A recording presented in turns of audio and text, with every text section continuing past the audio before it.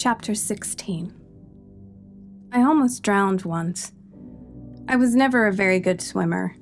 When we were young, during the summer months, our mother would kick us out of the house each morning with our swimming suits on. We would walk a couple of blocks to the community pool. This was to wear us out, so that when we came back home, we were somewhat tolerable while Mother got ready for work. Most of the time, this worked in her favor. I always wanted to follow my brother into the deep end as he played with his friends. He forcefully told me to stay at the shallow end by the stairs and play with all the other babies. The day of my near drowning, I was being bullied by the other girls in the shallow end. I heard them chanting, "Fat cat, fat cat, fat cat," over and over. They would not let me by to get up the steps and walk around to get my brother so we could go home. I was in tears, but no one cared. I could go home and cry to my mommy. Well, I was trying to do that, but I could not get out of the pool. My little frame could not get up over the sides either. I was trapped. I clung to the side of the pool in order to try to get to the rope that divided the deep end from the shallow end. My plan was to call for Sean at the rope to come get me. That backfired when one of the girls yanked me from the side and told me to swim. There I was, the water getting over my head, and I was panicking. I screamed for Sean as my head bobbed under the water. I tried jumping to keep my head up. All the girls were surrounding me and laughing, taunting me to swim. I coughed as I swallowed enormous amounts of chlorinated water. Suddenly, I felt myself being pulled up by the straps of my swimsuit. Big Brother to the rescue. He pulled me to the steps and patted my back as I coughed up the water and hiccuped some final sobs. I was saved. "You think it's funny?" He rounded up on the girl closest to him and got in her face. "She could have died. You were trying to kill my sister. You all were," he shouted as his glare circled the group of girls. Parents started hovering as they heard what was going on. "You all are awful, trying to kill a little girl who can't swim just because you want to make fun of her. You make me sick." Wise beyond his years and somewhat older looking because of his height, Sean took my hand and helped me dry off. We walked home and never went back to the pool again.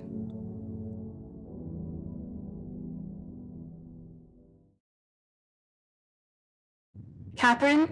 Kathryn Wilde?" I heard people calling me. Their muffled voices seemed to come from above in water in which I was sinking in. The funny thing about time is, it really doesn't exist, as Izzy said. The concept must be out there to keep us sane and focused on the things we need to do. It is merely a measurement. I felt like I was under for days. But when I opened my eyes, I was still outside at the scene of the accident and being carried to an ambulance on a stretcher. The rainfall had been reduced to a slight drizzle. My eyelids were being pushed back and a bright light probed my pupils. I was alive. Medical lingo was being tossed over my head as they hooked me up to different machines. Tubes were starting to come out of me like some foreign growths. An IV was started. It appeared I was going to the hospital. I found myself shivering. My teeth began to chatter and my body was going into slight convulsions. "Can you tell me what day it is, Kathryn?" I heard. It took me a while to find my voice. I had completely forgotten how to combine words in my head and get my voice box to produce the sounds of said words. I found myself stuttering like sometimes I did when I was trying to speak in my dreams. "Friday," I answered. Part of the stutter was due to the chills. The other part was the disconnect between my brain and my throat. "BP is dropping," I heard. Next came a jumble of more medical terms and needles flying. I closed my eyes and allowed myself to sleep. Or so I thought. "Believe me now?" I heard. When I opened my eyes again, I was standing back at my mother and Alan's wooded backyard. Corinne was once again standing before me. "What is going on?" I asked her, pleading. "A little push from the powers that be," she responded. "I can't do this. I can't handle this." I paced back and forth in a maniacal manner, ready to pull my hair out. "Yes, you can, and yes, you will," she said calmly. "How can you say that? Sean could be dead right now," I screamed at her. She smiled at me. "Why are you smiling? Just please let me take his place." "Kill me," I began begging her. "Kill you?" she asked, wide-eyed, smile gone. "Yes, my life is not as important as his. He is going to propose to Cicely this weekend. All he wants is to start a family. He deserves it." I was talking so quickly that my mind was about to explode. Corinne seemed pleased with herself and with the situation. "Please," I cried. "I have something better in mind," she said, and everything went black again. I was tired of the darkness, tired of the uncertainty, tired of this awakening. I just needed it to be over already. Some people awaken just like that. Why was mine this slow, drawn-out experience? If what Izzy said was true, I must be walking and swimming to Paris. When can I be done? I am ready to be done with this. A dull, beeping noise came into my eardrums.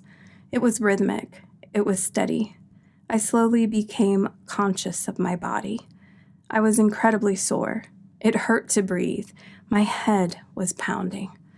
I slowly opened my eyes and found myself in a quiet, darkened room. The machines I was hooked up to gave off enough illumination to know I was strapped to a hospital bed. There was the dripping sound of an IV. I had never woken up in a hospital before. What a new and fun sensation. Seriously. I turned my head and noticed Alan slumped over, sleeping in a recliner across from my bed. I tried to find my voice, but found my throat to be very sore. I had oxygen tubing resting in my nostrils that made breathing easier, I imagined. "Well, hello there, Miss Kathryn. You gave us quite the scare." A pretty, petite nurse appeared at the doorway. Alan immediately sat straight up and pulled himself out of his slumber. "Kat! Oh, Kat, we've been so worried." Alan came to my bedside and took my hand. "What happened?" I asked hoarsely. "You were in a car accident. Sean saved your life by his quick thinking. He took the brunt of the impact away from you," he told me. So it wasn't just a bad dream. It was real. Sean. "Is he okay?" I asked. Alan and the nurse exchanged concerned glances and then back down to me. "Yes, Kat, your mom is with him now," he said gently. I could tell he was not telling me the entire truth, which was fine. The less I knew in my state, the better. "Cicely, did someone let Cicely know?" I feared that she would be waiting for him and think he had ditched her. "Yes, she is also with him now. You just don't worry about a thing." He patted my shoulder and I felt better. I was too old for a father at that point in my life, but it was nice to have a concerned male on hand when I was in a crisis. It's sad. I just wanted my brother. "Hello, Ms. Wilde. I'm Dr. Kars." In walked a handsome young doctor fresh out of medical school. "Hi," I said now, completely self-conscious of my appearance. "Let's see how you are doing." Next came a series of vitals, probing and checking the stitches on my face that I did not realize I had until that very moment. "We are going to keep you overnight, Miss Wilde, just as a precaution and for observation. You had 2 deep lacerations, one on your cheek and one across your forehead. You lost 3 teeth from impact. You lost a lot of blood and your blood pressure bottomed out. But you seem stabilized right now. Let's get some food in you and see how you do overnight. If all checks out in the morning, I will get you discharged and you can continue your recovery at home." With all the information hurled at me, I had no clue what was happening.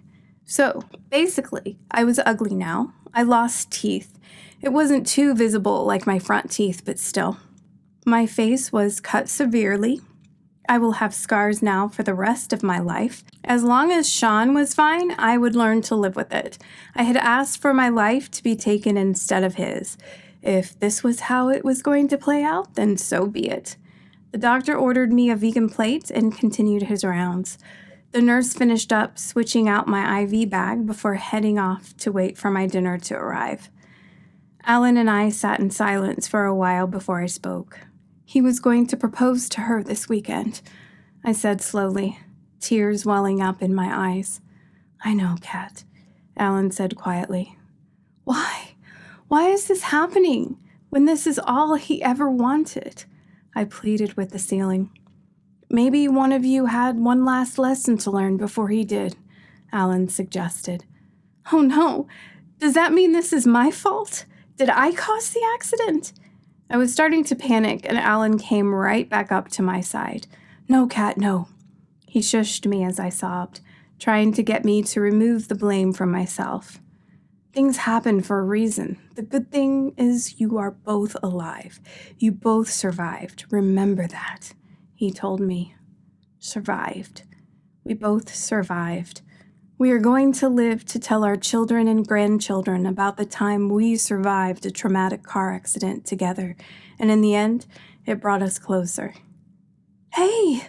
Izzy rushed in the room and leaned over my bed rail next to Alan. I came as soon as I heard. How are you, darling? She asked with a look of terror across her face. I must have really looked beat up. Alan politely excused himself to go check on Sean. I'm great. I haven't felt this good in years, I teased. Now was not the time for my sarcasm. I bet. Izzy relaxed a bit and sat on the edge of my bed. I'm glad you came, I told her and smiled. I'm not missing any party that you are a part of, girl, even if it is in a hospital room, she smiled back.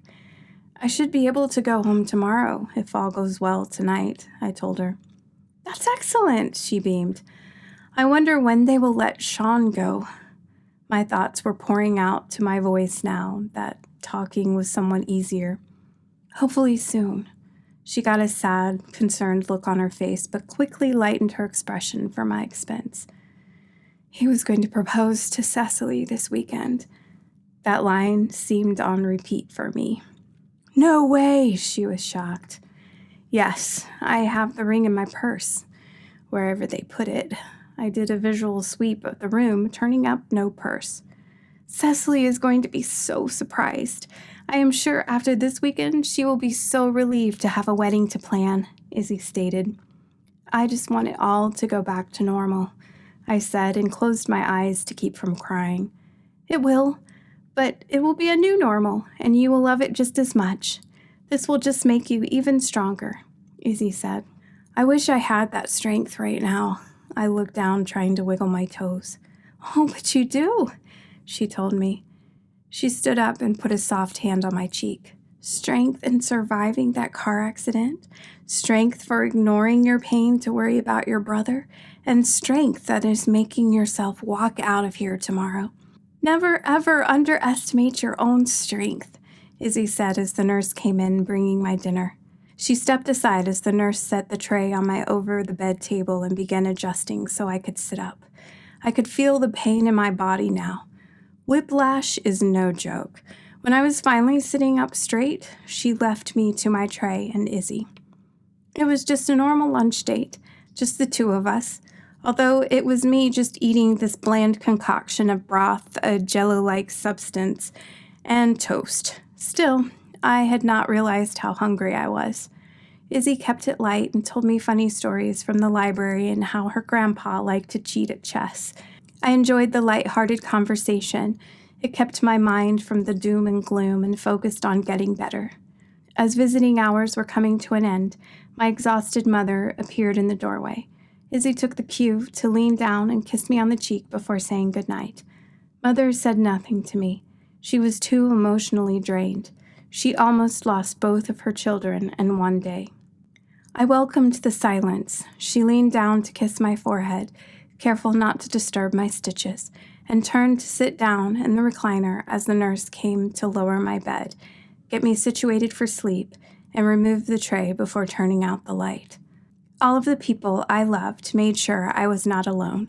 I wasn't even that badly hurt, but I felt the love, and it allowed me to be comfortable enough to sleep.